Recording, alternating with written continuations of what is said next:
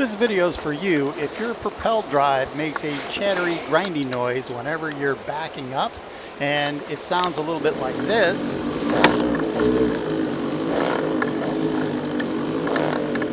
It should sound at least as good as it does when I'm going forward. It's a little rough, it's still smoother. Well, when I got home, I took off the propeller and noticed that the shaft moves in and out. When I took the lower unit out, the problem here was obvious. You can see the bolt was not tightened down. I believe it's a 3mm metric Allen wrench, and a little tightening fixed it right up.